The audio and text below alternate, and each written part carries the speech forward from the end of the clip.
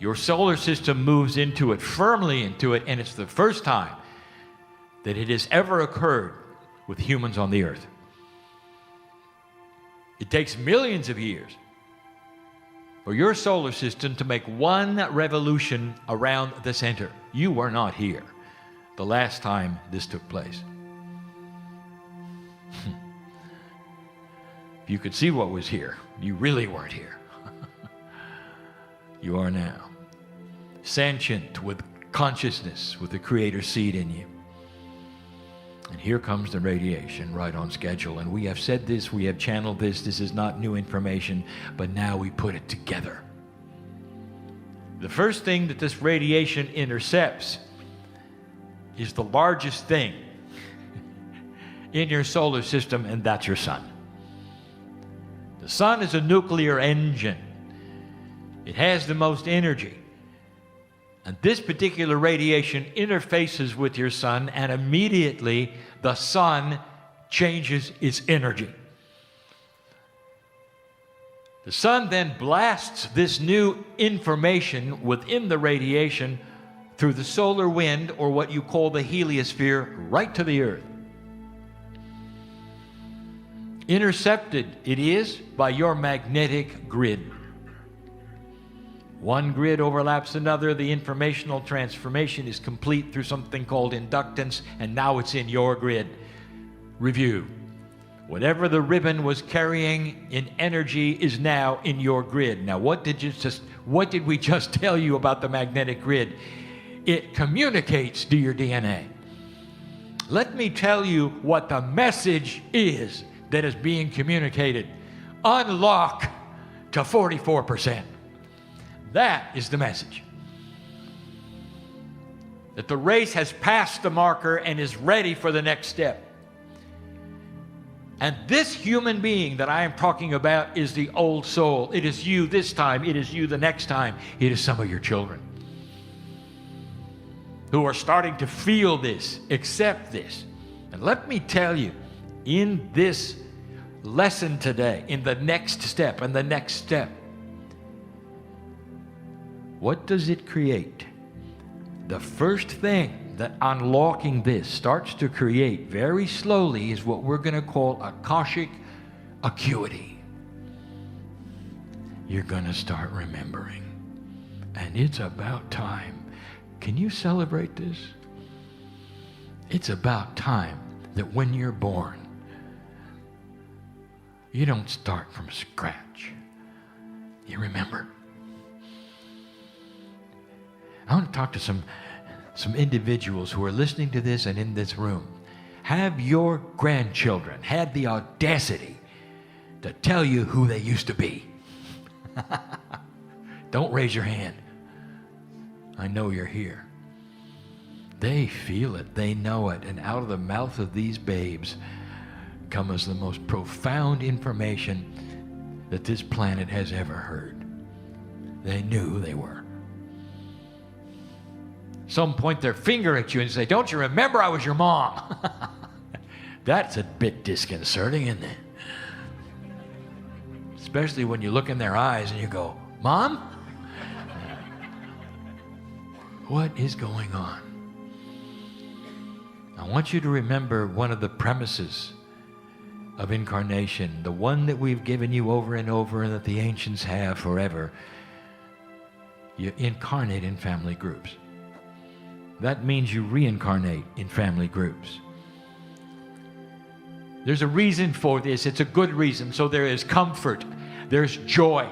So you don't have to learn who each person is all over and all over, because the family stays together and you can accomplish more that way. There's a reason. Every single reason of the system that we have for you, which is esoteric, whether it's the grid, whether it's reincarnation, or whether it's simply why you're here, is benevolent. Did you hear that? It's not about judgments, not about punishment. It is benevolent with the love of God for you. And what I'm about to tell you is what is changing in energy. So we have established that you're moving into this new radiation. We've established that it intersects the sun intersects your magnetic field, the magnetic field talks to your DNA, and suddenly some of the DNA is being unlocked. The attributes of unlocking: Akashic acuity will help you to remember who you've been. Now, with this remembrance doesn't just come who you were, comes what you did. And I don't mean physically. I mean mentally. Old souls carry with them experience. You look into the eyes of a child, a current one these days, and you're going to see wisdom just waiting to break out. Dear ones, these children are different. They're not going to go through what you did. They have a whole other set of issues, and most of their issues are trying to navigate old energy you create for them.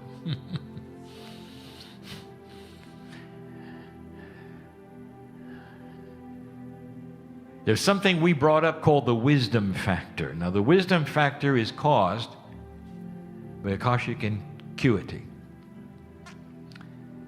Over and over, lifetime after lifetime, if you start remembering the wisdom that you had gained through past lifetimes, not necessarily who you were, but the fact that you were at all, the thing that's going to transfer over the best is experience. Imagine a child coming into the planet knowing how to read. Imagine a child coming into the planet knowing not to touch something hot. Where did it come from? You're going to see more of it. Akashic acuity is remembrance that is experiential of past lifetimes. As the child grows, that becomes pure wisdom. As the child starts to awaken and the pineal opens, something else happens. The grid starts talking to the child through the DNA, and in the grid is the information from the time capsules. The time capsules start feeding you increased wisdom and knowledge. You don't have to reincarnate to awaken even further Akashic acuity. Suddenly, you know more than you should. This is the plan. It's a fast-track system, an energy system for a planetary ascension. It's going to take a long time. It's happening now. You're going to see this begin to happen. 2015, 2016, 2017, you're going to see it so many places a little. These energies take a long time. They're not all going to happen fast and instant. Some of you will be convinced the world is simply still going to a dark place, and you're all going with it. Because you don't see the changes for what they are. You don't understand.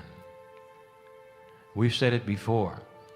When you shine a lot of light in a dark place, the things that were in the dark object. And that's what you're seeing, and you'll see more of it. They were always there. They just didn't have a light on them that you're going to put. Akashic acuity creates wisdom, and that wisdom translates into something else, and we're going to try to tell you what it is and how it works, because you're missing some things, and you don't even know it. How do I present this case?